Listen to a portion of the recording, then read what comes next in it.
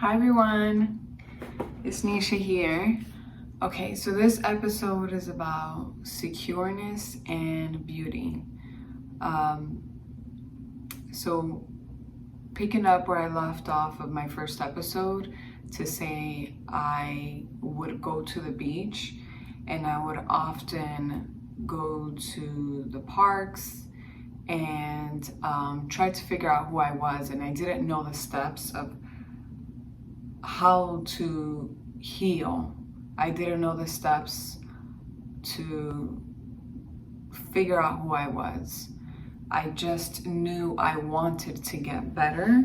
I wanted to know who I was because I definitely didn't feel, I felt lost, as I said. So, 3 questions I often asked myself at the time was, who are you? What's important to you? And what is your interest?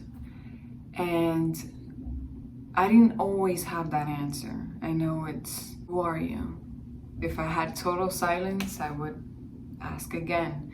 If I couldn't figure it out, I'll go on to the next question. Sometimes I would get just one answer. And then as the days went by, I would still ask the same questions. And if I felt that that was too extreme, too advanced of a question for me to answer, I'll go with smaller questions like, what's your favorite food? As if I was getting to know, and I'm looking and getting to know someone else. I would say, what's your favorite color? What do you like to do on your free time? I remember asking myself that, and I said, I don't know. I have a lot of free time. Oh, sorry. Gotta adjust. Yeah. Okay. So I didn't have the answers right then. So days would go by and I'll ask myself the same questions. And I think most of my life, sorry if you heard that noise, the ice machine is going. Most of my life, I didn't feel beautiful. I didn't feel, like I didn't think I was ugly. You know, I didn't think I was unattractive. Someone can tell you, you're the most beautiful woman, you're the most handsome man I've ever seen in my life. And in that moment, sure, it may feel good, but it really doesn't matter because you have to know that you're beautiful inside. You have to accept that for yourself. So, I didn't. And even though I had some form of confidence, I never had no confidence throughout all my life, except when I hit that rock bottom. What was confidence? Like, no, there was no confidence. But my confidence was never like yay high, you know? And that's, again, something that has to come within. So actually, I remember one of the times that I went to the beach, I thought I wanted to, I was really scared of a lot of things. Like I wanted to, so one of the times I went to the beach, again, didn't think I was beautiful. So because I went to the beach so often, sometimes I wouldn't even go in a bathing suit. I would just go in whatever I had at the time, whatever I was wearing. And one of the times, I think I had some khaki shorts and a tank top on, I think. And there are bathing suits that are thongs, which was what I was wearing.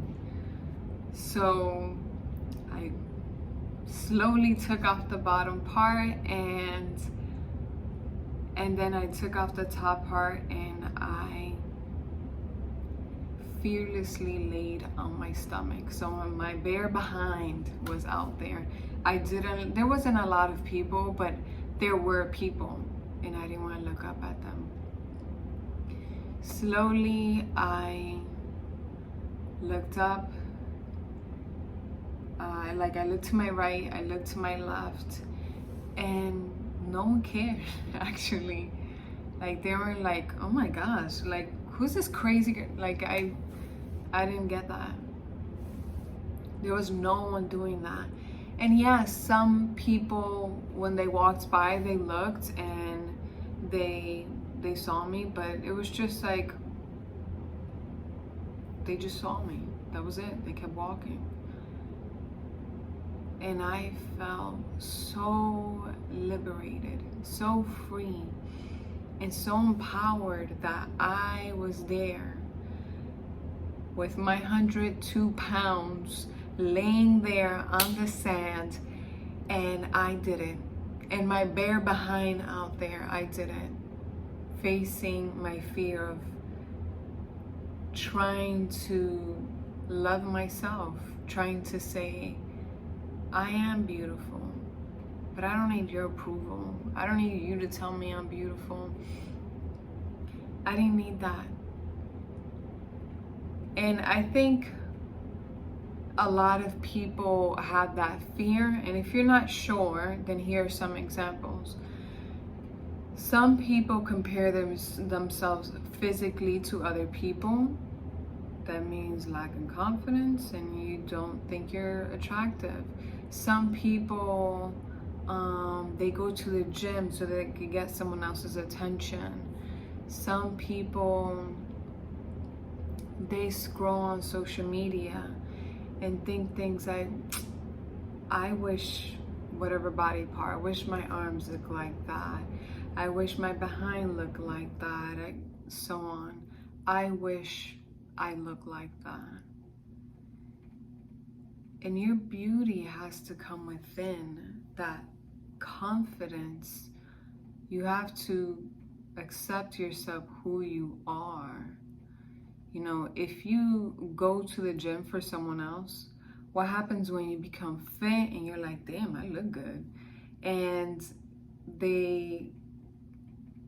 then they're like, oh yeah, they look good, but they still don't want you. What's gonna happen then? You're gonna be torn. What's gonna happen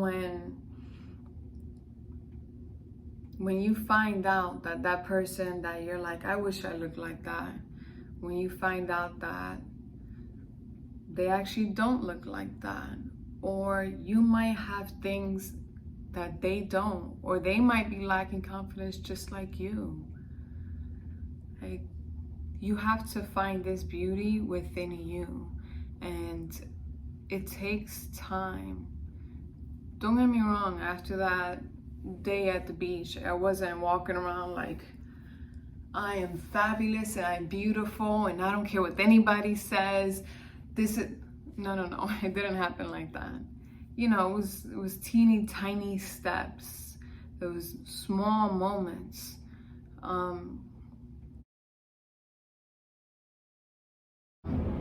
It took a long time to feel beautiful.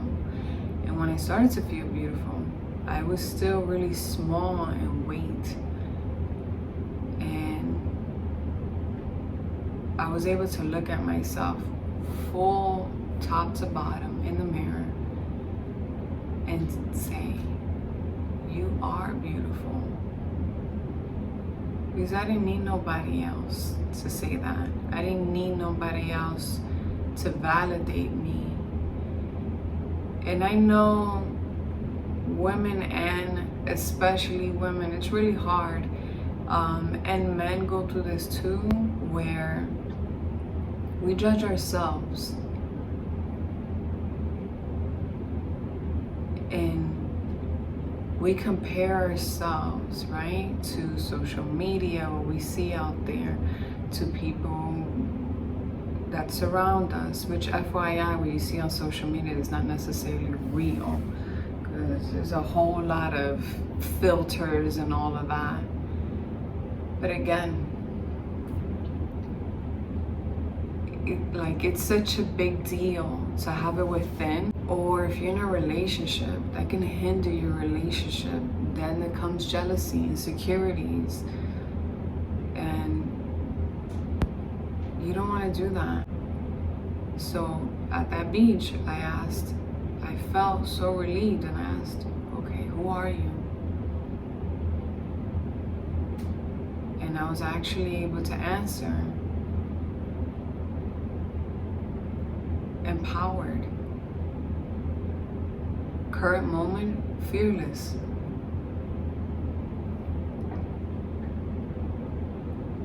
Who are you? What are your interests? What's important to you? I ask you. According to verywell.com, there are multiple ways to face your fears. Evaluating your fears. So such as, let's say if you're afraid of heights. If you know that you're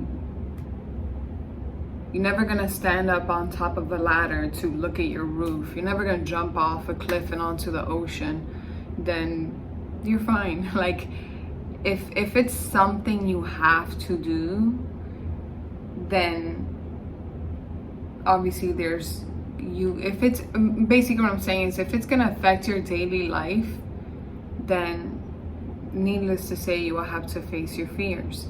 You can create an action plan, seek a therapist for this, to face your fears.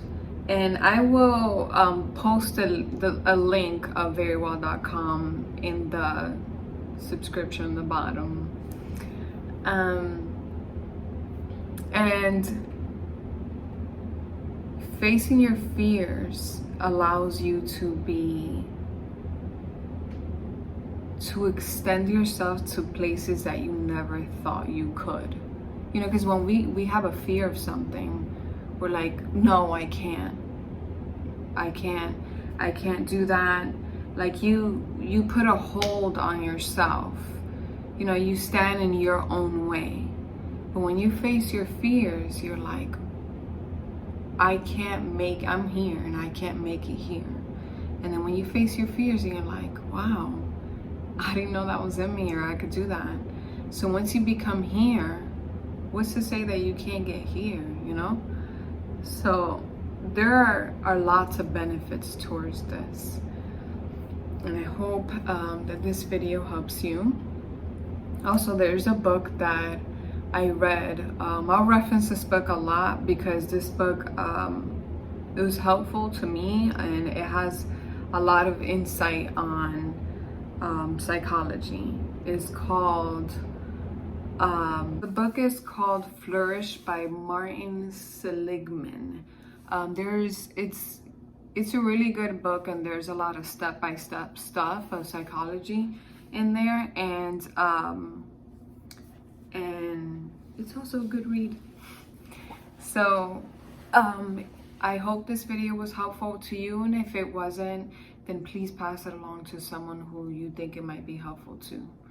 And I hope you're able to face your fears, and thank you for watching my video. Thank you for your time, and much love to you, and be blessed.